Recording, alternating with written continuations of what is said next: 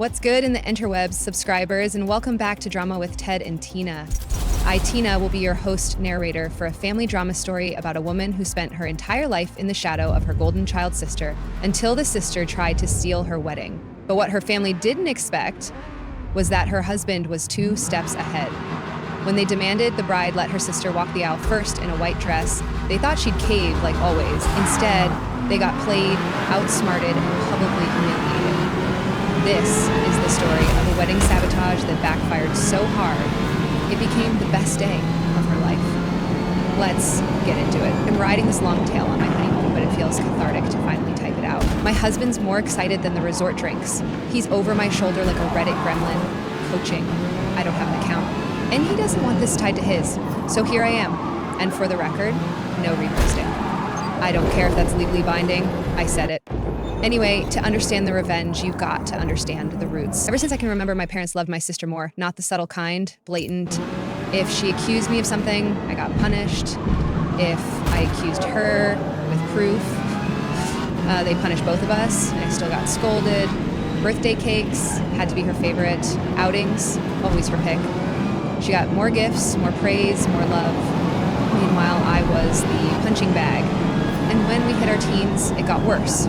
Her social life tanked, and mine didn't. That was enough for her to go full villain origin story. Suddenly, I wasn't allowed to hang out with anyone. Bad influences, they said. Really, it was, your sister said no. If I protested, I was accused of trying to leave a family behind. But salvation came in the form of extended family. At a gathering, I told my cousins I couldn't go out because I wasn't allowed to have friends since my sister did. The adults tore my parents apart. I was grounded, sure, but afterward, they loosened the leash. Worth it. After the family incident, my sister demanded to change schools. Apparently, the idea of extended family knowing she had no friends was just too much. My parents immediately caved, despite the commute being longer and the cost higher. But she made new friends, and somehow that made things worse. Her new social circle didn't mean she'd back off. If anything, she'd bring her friends over to mock me, tease me, accuse me of stealing. My parents called it playful teasing and told me not to be dramatic. I stopped bringing friends around altogether. It wasn't worth it. My sister would accuse them of something, and my parents would believe her. My only real social connections were my cousins, who, thank God, my parents treated decently, probably out of fear of more backlash. Then came the cherry on the crab cake, my first boyfriend. My parents insisted he come over. I resisted. They pushed. I caved. Huge mistake. At one point, my boyfriend pulled me aside, looking uncomfortable. He said my sister had come at him in skimpy clothes, batting her lashes, trash-talking me, and basically trying to flirt. He was grossed out and found me right away to tell me.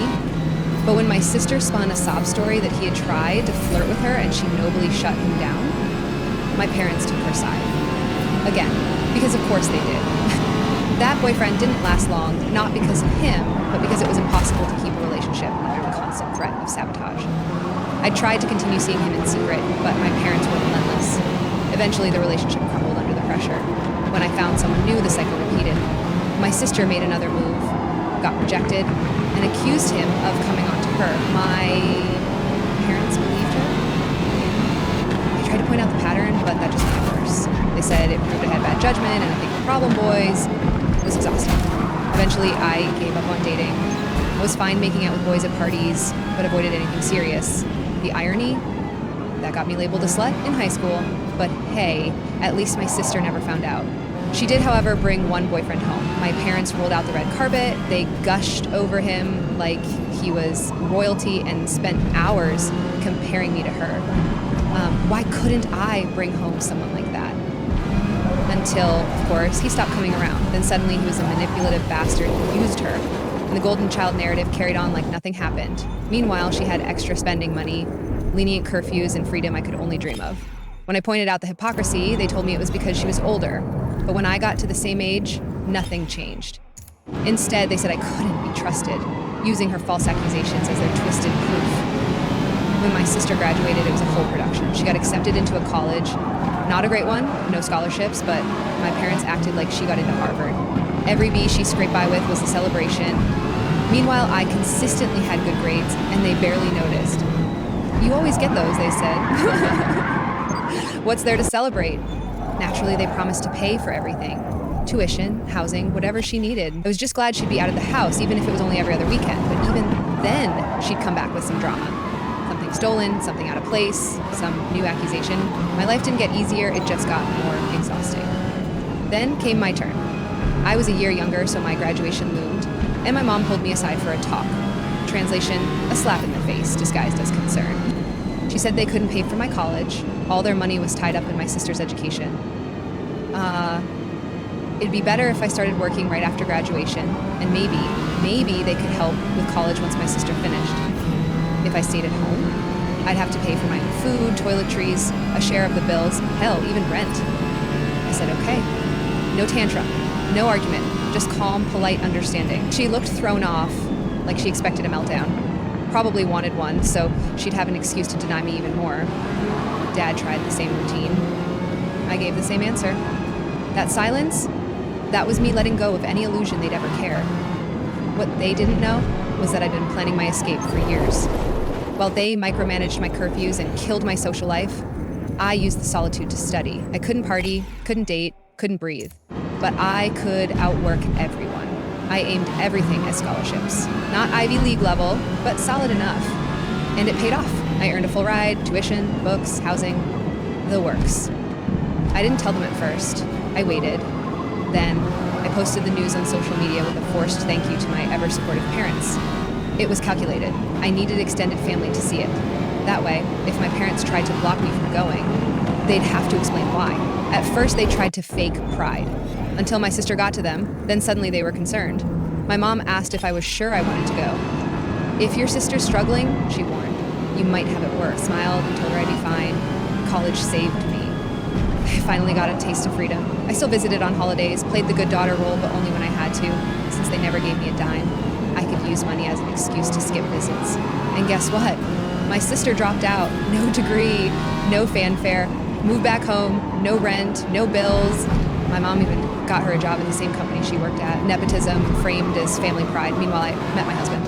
And everything changed. My husband is the kind of guy who doesn't just say what he would have done, he actually does it. The type who claps back in real time while you're still processing what just happened. Me, I'm the doormat. The one who cries later in the shower, thinking of the perfect comeback. I bottle it all up. He sets it on fire. I adore that about him. When we got engaged, we agreed to skip the extravagant wedding and put our money toward an epic European honeymoon instead.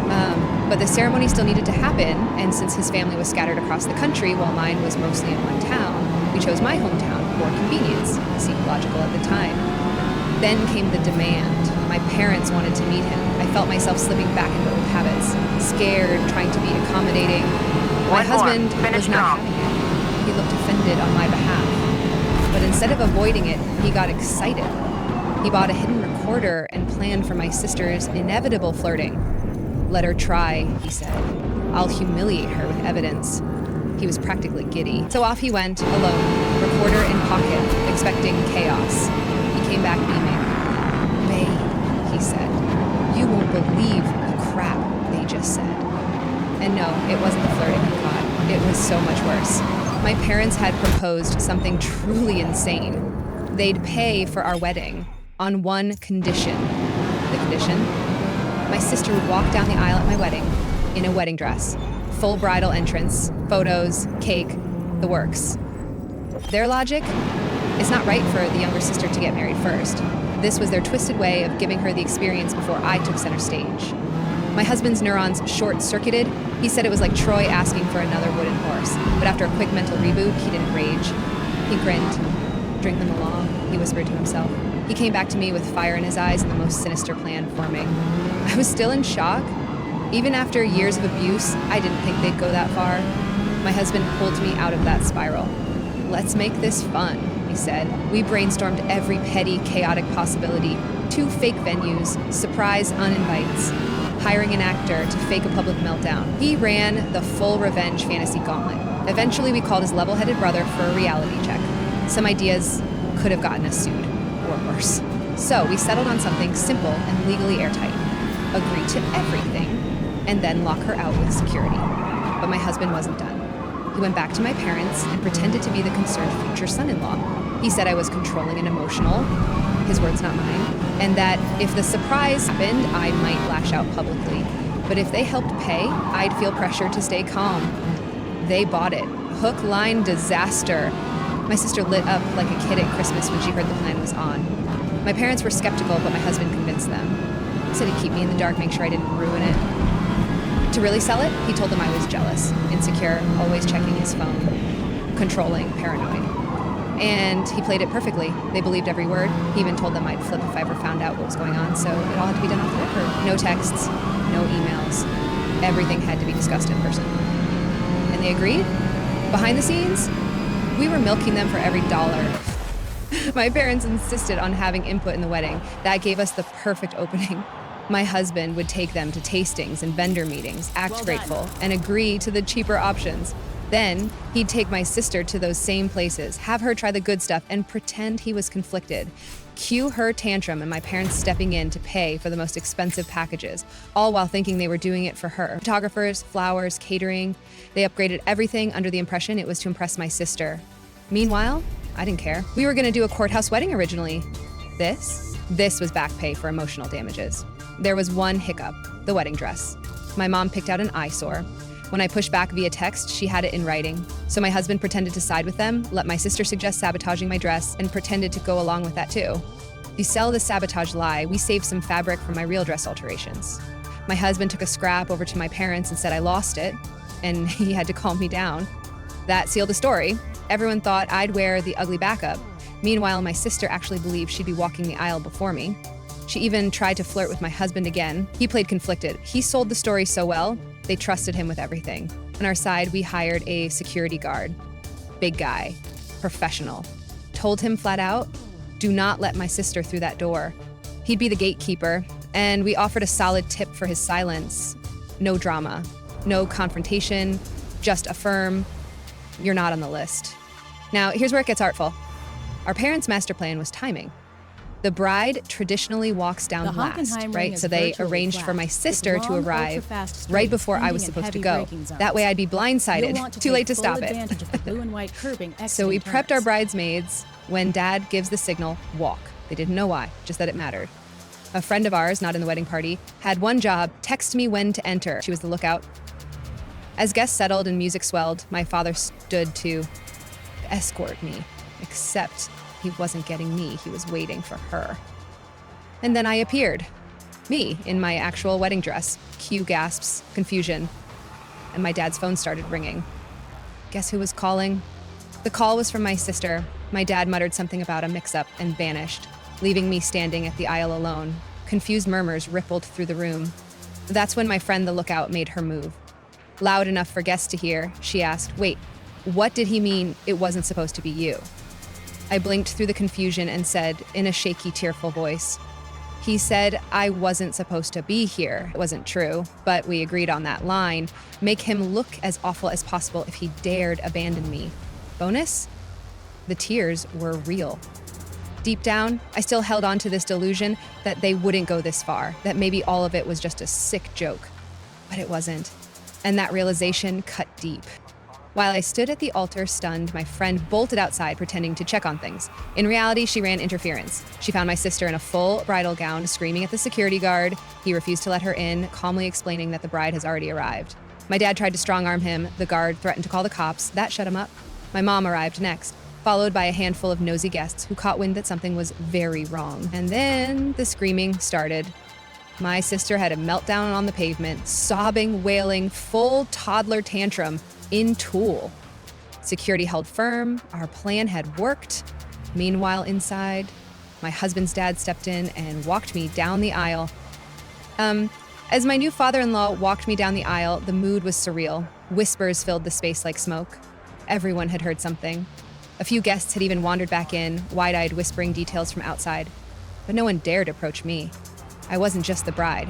I was finally the center of something my sister couldn't hijack. At the altar, my husband leaned in and whispered, "You deserve an Oscar." I almost laughed. Almost. The cocktail of rage, vindication, and heartbreak bubbling in my chest made it hard to breathe, but I held it together, one beautiful step at a time. The ceremony went off without a hitch, but the drama wasn't over. During the reception, guests kept mysteriously disappearing, only to come back looking like they'd seen a ghost. A friend finally whispered to my husband what was happening. He nodded, his expression thunderous. and then dipped out for a few minutes before returning with a grin he could barely suppress. I didn't even ask. I knew it was good. Later, I found out everything. My sister, still dressed like she was auditioning for Say Yes to the Psych Ward, refused to leave. She was sitting on the ground sobbing, kicking her feet and screaming that it was her turn. My dad tried to get physical. My mom wailed about betrayal. And when they realized they were being filmed by multiple guests, the cracks split wide open. Everyone knew. And best of all, no one believed them. In the chaos outside, my parents and sister did the only thing narcissists know how to do: deny everything and throw someone else under the bus. That someone? My husband. They swore he agreed to the two brides, one wedding circus, but when he finally walked outside, calm as a saint, he played it to perfection. He acted confused, hurt, betrayed. What are you talking about? He asked. Why would I ever agree to something so ridiculous? They sputtered. They shouted. You said no texting, my mom snapped. Right, he said. Because you claim I told you not to text about your plan to hijack your daughter's wedding. So convenient there's no proof. He tilted his head and gave them the slow smile of a man watching his enemies sink their own ship. My sister was on the ground again, scream crying. My dad looked ready to swing. Security stepped between them. Guests stood in clusters, whispering, filming, judging. Every attempt to shift blame just made them look worse. And my husband? He returned to the reception and toasted with champagne like nothing happened. The venue wouldn't release the security footage, but our guests, they had content. Clips were passed around like holy scripture. For the first time in my life, people saw my parents and sister the way I always had. Unhinged, manipulative, entitled. But we weren't done. Not yet. Because the next day, my sister sent me the unhinged text of a lifetime. And my husband weaponized it like a pro. The next day, as we prepped for our honeymoon, my sister finally cracked. She sent me a raging novella via text. I won't repeat the entire thing. It was 80% unhinged screaming, 10% word salad, and 10% delusion. But the highlights? She blamed me for her humiliation, called my husband a two-faced snake, accused us of tricking an innocent family, and, best of all, claimed he had been cheating on me with her all along. You read that right. She tried to frame herself as the scorned other woman at my wedding. My husband nearly cried laughing. Then he went full PowerPoint mode. He took screenshots of the message, our call logs, voicemails, even the missed calls and threats from my parents. Then he dumped them all into the family group chat. Yes, the family group chat. The one with aunts, uncles, cousins, and anyone with a hint of a conscience. He didn't stop there. He added a message. Hi, everyone. As you can see, we're being harassed during our honeymoon by people who already tried to ruin our wedding. If anyone hears from them, please don't share our location. They might show up and claim I proposed to her in the honeymoon suite. Thank you. The silence was instant and beautiful. My sister never responded. My parents went dark. The extended family, bless them, started circling the wagons, offering support, condemning the madness, and finally seeing the truth. For once in my life, I was believed. And for the first time ever, they were the ones involved. Her sister wore white. Her dad walked out. Her mom cried in public. And somehow, she got the honeymoon in the last laugh. But if you thought that was petty, wait until you hear what another bride did when her maid of honor showed up in a copycat dress. Subscribe, because revenge always RSVPs. Tina, leaving the building.